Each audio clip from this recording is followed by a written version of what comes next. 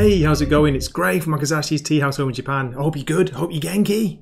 Konnichiwa. I forgot to say it. This is a review of Gunslinger Spawn. It's issue 23. It dropped on Wednesday, August the 9th, and it's still priced at $2.99. First of all, look at this cover. This is by an artist who I can't pronounce the name.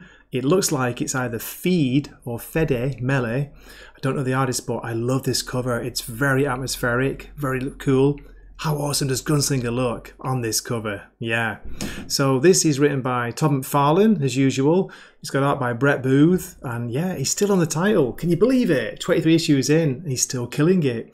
He appears to be having the time of his life drawing this series, I tell you, because you keep getting more and more dinosaurs. And we all know Brett Booth is a big fan of dinosaur art.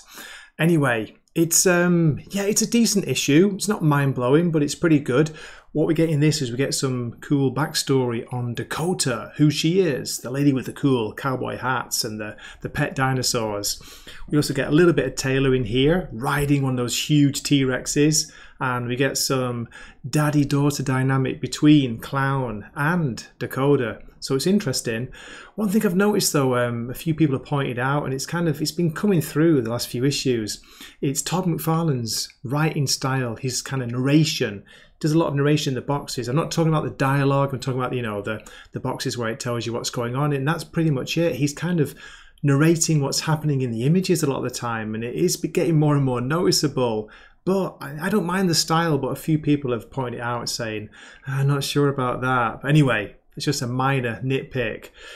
Great art. It's a fun story. It's good to get, as I say, a bit of backstory on Dakota, the character. So, without further ado, let's give it a rating. I give this a Wakizashi 7.5 out of 10.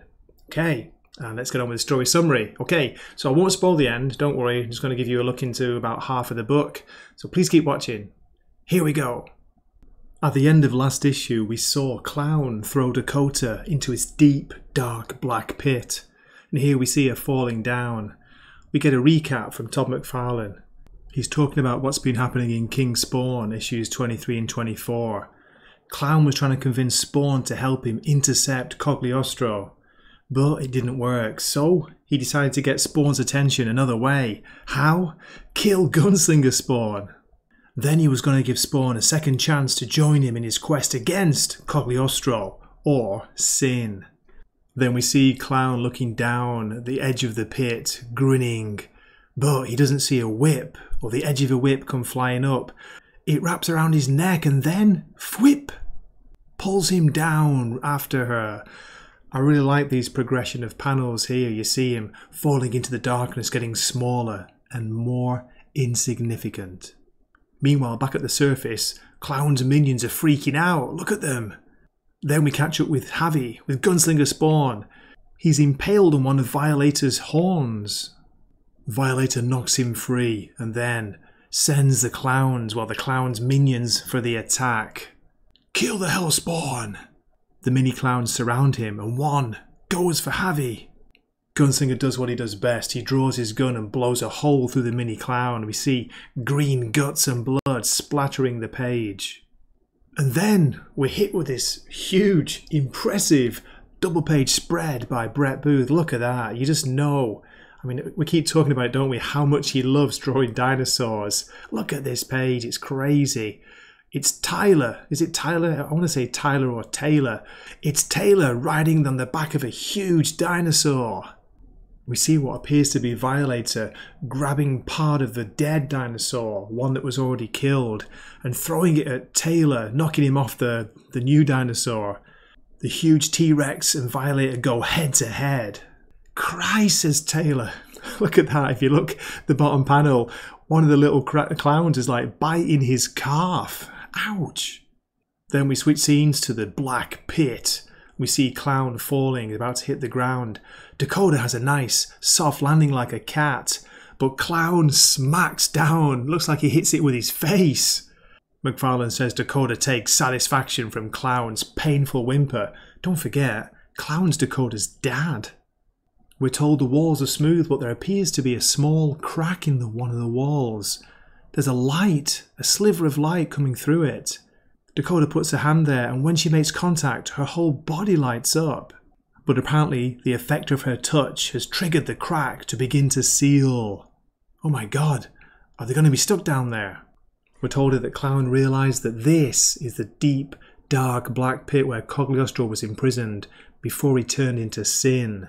Clown believes that the powers, Sin's powers, must have come from that light. Don't you get it? That's how Sin found a path back to hell. Dakota is still furious with her father. He killed one of her pets. And then we get some backstory for Dakota. It's quite interesting. Check out this page here. It's a little bit kind of sepia toned. She went through a hole ripped in time and she arrived in this land of dinosaurs. Before the rip resealed, she took some of them back with her where she could train them. They became her friends, her pets. Creatures only I could control, not you. And then Dakota asks her father, "Who's my mother?" He won't tell her, but he offers her a chance to live instead. If she lets him go past her, he can get through the hole and take them out of this pit. Okay, we still have quite a few pages of story to go, but I'll stop the story summary here. Just got to comment on the art, you know. Brett Booth, again, fantastic art, still having a time of his life, it appears, on this book. Lovely use of the panels, the way he draws the panels as well. You know, they're not uniform, they're all over the page. Great perspective, great angles at times, and yeah, dinosaurs. Well, there we have it. I hope you enjoyed that story summary. Here we have the one variant cover. This is by Kevin Keane. Look at those gloves, spiky gloves, pretty awesome. And there's a preview for next issue. Here it is, next issue's cover. This is out in September. I'm not quite sure who the artist is. I can read. It looks like, is it Mike? Not sure, maybe Delgado? No. Mike Deodato Jr., something like that. Anyway, it's hard to see, but there is a little signature there. Pretty cool, nice perspective, looking down the barrel of a gun. So, as always, thank you so much for watching. I really appreciate it. Do leave a comment, let me know what you think. Are you still reading Spawn? Are you still reading Gunslinger Spawn? That's what I'd like to know. And I hope to see you in a future video. This is Gray from Makazashi's Tea House, signing off for the night. Matane.